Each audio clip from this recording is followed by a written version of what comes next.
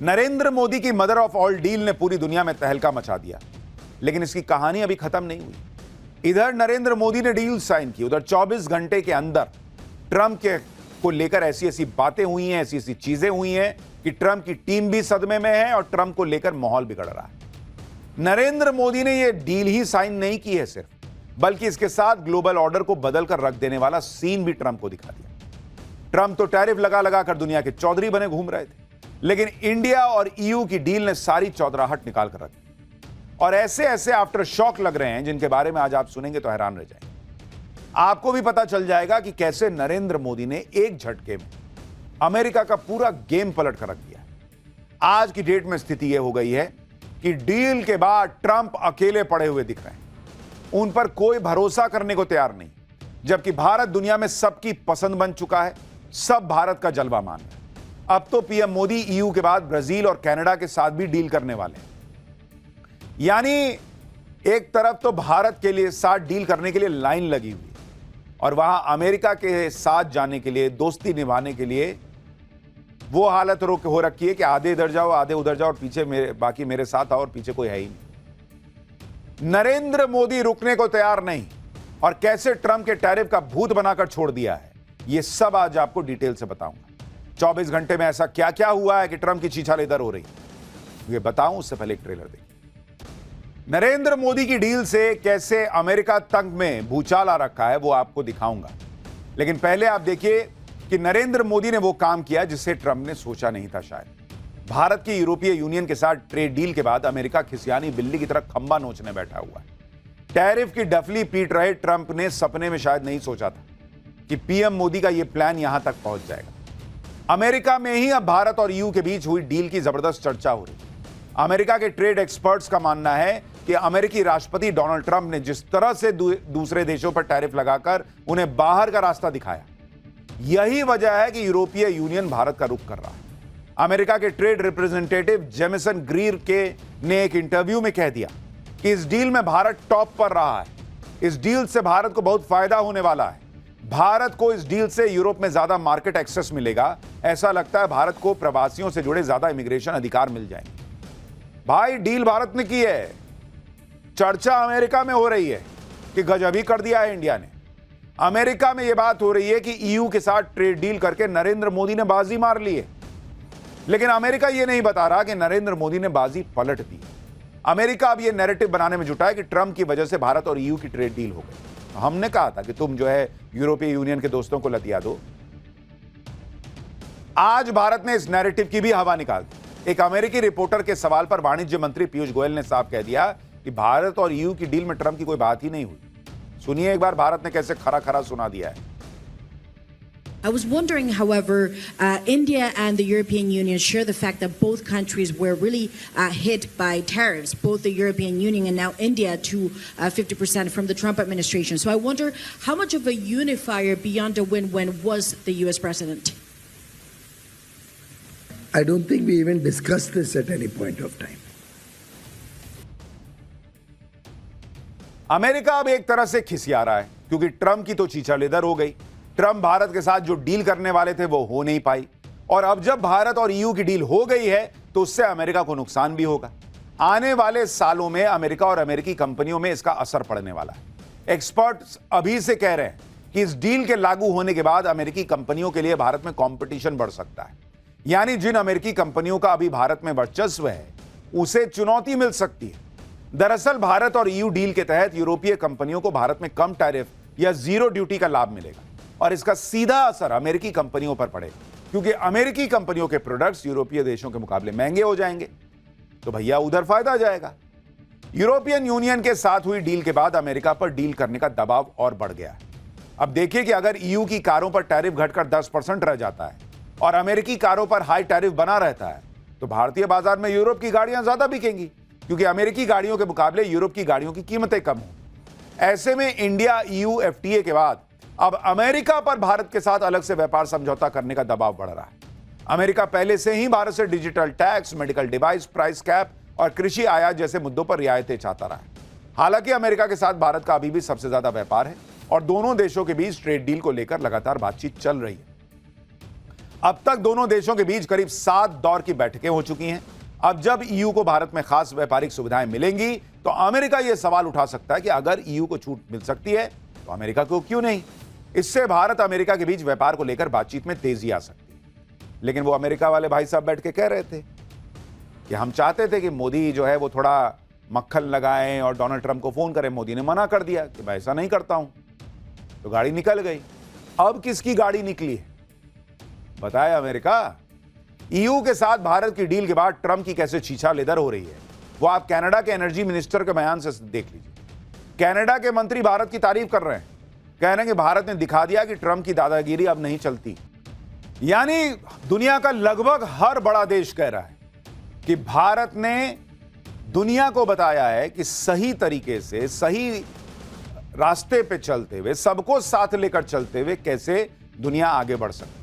America की तरह नहीं कि सब मेरा है, मैं जो कहूंगा वही होगा। ट्रंप जिस देश को भी धमका रहे हैं, टैरिफ और ताकत दिखाकर डरा रहे हैं, वो सब भारत के पाले में आते जा रहे हैं। ईयू के साथ हुई डील तो अभी शुरुआत है, अभी कई डील पाइपलाइन में है। आप देखिए कि ईयू के बाद कनाडा भी भारत के करीब आ रहा है। कनाडा के एनर्जी मिनिस्टर टिम हॉगसन ने गोवा में इंडिया एनर्जी वीक में शामिल होने के बाद उन्होंने एक वीडियो जारी किया और वीडियो के साथ लंबा चौड़ा ट्वीट किया। उन्होंने ऐलान किया कि भारत ही कनाडा के लिए आखिरी ऑप्शन है। उन्होंने कहा कि अगर हमें एनर्जी सुपर पावर बनना है तो दुनिया के सबसे बड़े एनर्जी मार्केट में से एक भारत के साथ एनर्जी और न्यूक्लियर रिसोर्स का ट्रेड करना होगा। इंडिया एनर्जी वीक में कनाडा की पहली फेडरल मिनिस्ट्रियल मौजूदगी और 8 साल में पहली बार कनाडा भारत एनर्जी डायलॉग हुआ। हम भारत में ऐसे रिश्ते बना रहे हैं जो एक मजबूत, ज्यादा संप्रभु कनाडा के लिए एक नया रास्ता बनाने में मदद करेंगे। सोचिए, ये वही कनाडा है जो वो जस्टिन ट्रूडो के समय में भारत को आंखें दिखाने का प्रयास कर रहा था, खालिस्तानियों को पंप कर रहा था। आज की डेट में वो खालिस्तानी भी सन्नाटे में है और कनाडा भारत से सटना चाहता है। पीएम मोदी इस वक्त कोई मौका नहीं छोड़ना चाहते। कनाडा से सिर्फ बात ही नहीं हो रही, जल्दी ही डील भी हो सकती है। कनाडा के प्रधानमंत्री मार्क कार्नी मार्च के पहले हफ्ते में भारत आ सकते हैं। इस दौरान uranium, energy, minerals, artificial intelligence पर डील हो सकती है। इसके साथ ही भारत और कनाडा शिक्षा और संस्कृति पर अहम डील साइन करेंगे। कनाडा के प्रधानमंत्री के दौरे से पहले भारत के राष्ट्रीय सुरक्षा सलाहकार अजीत डोभाल के कनाडा जाने की भी चर्चा है। कनाडा में जब से मार्क कार्नी ने कमान संभाली है, भारत और कनाडा के बीच आपसी संबंधों में काफी सुधार हुआ है। दोनों देशों के बीच आर्थिक और दूसरे मसलों पर चर्चा हो रही, संबंधों को व्यापक बनाने का काम चल रहा है। इसके साथ ही भारत की आंतरिक सुरक्षा के लिए भी कनाडा से संबंध खास मायने रखते हैं। ऐसे में ये दोनों ही यात्राएं बहुत महत्वपूर्ण जा रही हैं। एक तो कार्नी का यहां आना और दूसरा अजीत डोभाल का वहां जाना। आप ये भी ध्यान रखिए कि कनाडा वो देश है जिसे ट्रंप ने एक तरह से अपना दुश्मन बना लिया। कनाडा वो देश है जिसने ट्रंप के डेली के बयानों का हिसाब एक बार में चुकता कर दिया। अब कनाडा ने भी ट्रंप को जवाब देने के लिए भारत की ताकत का सहारा लिया। भारत से बढ़ती नजदीकियों के बाद ट्रंप को कनाडा में ट्रोल भी किया जा रहा है। कई तरह के मीम चल रहे हैं वहां। लोग कह रहे हैं कि ट्रंप की टैरिफ और धमकियां बैकफायर कर गई, जिसकी वजह से कनाडा और भारत में डील हो रही। आप यह भी देखिए कि चाहे कनाडा हो या कोई और देश हो, ट्रेड डील पीएम मोदी अपनी शर्तों पर ही कर रहे हैं, क्योंकि ईयू के साथ अभी तक की जो सबसे बड़ी डील हुई उसमें भी पीएम मोदी ने पूरी की पूरी डील अपनी कंडीशन पर करवाई है। वाणिज्य मंत्रालय के अधिकारियों का कहना है कि हम अपने डेयरी बाजार कभी नहीं खोलेंगे। भारत ने अपने कृषि क्षेत्र को बचाने के लिए मक्का, डेयरी प्रोडक्ट और दालों जैसे संवेदनशील उत्पादों का शुल्क जो है उसमें रियायत की सूची में उसे शामिल ही नहीं किया। वहीं अमेरिका के लिए भी डेयरी और एग्रीकल्चर खोलने के लिए भारत बैकफुट पर नहीं गया। ट्रंप की मांग थी कि मोदी फोन करें और डील हो जाए, लेकिन मोदी ने फोन नहीं किया। ईयू डील में कार इंडस्ट्री को लेकर भी ईयू के सामने नरेंद्र मोदी ने अपने टर्म्स पर डील की। यानी भारत अपनी शर्तों पर दुनिया के साथ आगे बढ़ रहा है। दुनिया की बड़ी बड़ी एजेंसियां भी यही कह रही हैं कि भारत ईयू की ट्रेड डील गेम चेंजर है। रेटिंग एजेंसी मूडीज ने कह दिया है कि भारत ईयू ट्रेड डील से भारत की मैन्युफैक्चरिंग ताकत बढ़ने जा रही है। इससे भारत को नया मार्केट एक्सेस मिलेगा, विदेशी निवेश बढ़ेगा। भारत ईयू ट्रेड डील को मूडीज ने बेहद पॉजिटिव माना है। यानी हर तरफ से इस ट्रेड डील की चर्चा हो रही है। यूरोप और कनाडा के बाद ब्राजील ने भी भारत के साथ व्यापार संबंधों को नई दिशा देने का फैसला किया है। पिछले दिनों पीएम मोदी और ब्राजील के राष्ट्रपति लूला डा सिल्वा के बीच फोन पर लंबी बात हुई। अब ब्राजील के राष्ट्रपति भारत आने वाले। ब्राजील के राष्ट्रपति लूला डा सिल्वा ने अपने भारत दौरे की पुष्टि कर दी। उन्होंने बताया कि वो फरवरी में नई दिल्ली में पीएम मोदी से मुलाकात करने जा रहे हैं। भारत के बाद ब्राजील के राष्ट्रपति अमेरिका के दौरे पर भी जाने वाले हैं। दुनिया में बदलते वर्ल्ड ऑर्डर के बीच पीएम मोदी ने कैसे गजब गेम सेट किया है वो आप समझिए। पहले ट्रंप कनाडा से भिड़े, उसके बाद ईयू से भिड़ गए। अब जब भारत ईयू के बाद कनाडा से डील करने वाला है तो अमेरिका को डबल झटका दिया गया है। और तो और हालत यह है कि अमेरिका को भी मालूम है कि वो भारत को इग्नोर नहीं कर सकता। भारत ने जैसे ही दूसरे देशों से व्यापार के लिए रास्ते खोले, वैसे ही अमेरिका भारत को पैक्स सिलिका में एंट्री देने के लिए आमंत्रित करने लगा। पैक्स सिलिका अमेरिका की अंतर्राष्ट्रीय पहल है जिसके तहत एआई और सिलिकॉन चिप्स के लिए भरोसेमंद सप्लाई चेन विकसित करना मकसद है। खबर है कि अगले हफ्ते भारत के विदेश मंत्री एस जयशंकर पैक्स सिलिका में शामिल हो सकते हैं। इस दौरान अमेरिकी विदेश मंत्री मार्को रूबियो की तरफ से आयोजित महत्वपूर्ण खनिजों पर एक अहम बैठक भी होगी जिसमें वो हिस्सा ले सकते हैं। नरेंद्र मोदी की डिप्लोमेसी का तोड़ अभी इनके पास भी नहीं। अमेरिका को इस तरह से जवाब दिया कि वो खुद भारत के आगे पीछे घूम रहा है। नरेंद्र मोदी की इस डिप्लोमेसी का एक और उदाहरण देखिए। अमेरिका के दोस्त हो या फिर अमेरिका के दुश्मन, दोनों को कैसे साध रखा है। मुस्लिम देश लगातार इजराइल का विरोध कर रहे हैं, इजराइल भी ईरान को धमका रहा है, लेकिन पीएम मोदी ने दोनों देशों को साध रखा है। इजराइल के पीएम नेतन्याहू ने पीएम मोदी को न्योता भेजा है। बताया जा रहा है कि पीएम मोदी फरवरी में इजराइल जाएंगे। इधर भारत ने यूएन में ईरान को भी खुला समर्थन दे रखा है। ईरान अमेरिका का दुश्मन है और इजराइल अमेरिका का दोस्त है, लेकिन नरेंद्र मोदी ने बता दिया कि ग्लोबल पॉलिटिक्स में सबसे बड़ी बात होती है अपने देश का हित। तो भारत ईरान के साथ खड़ा हो गया।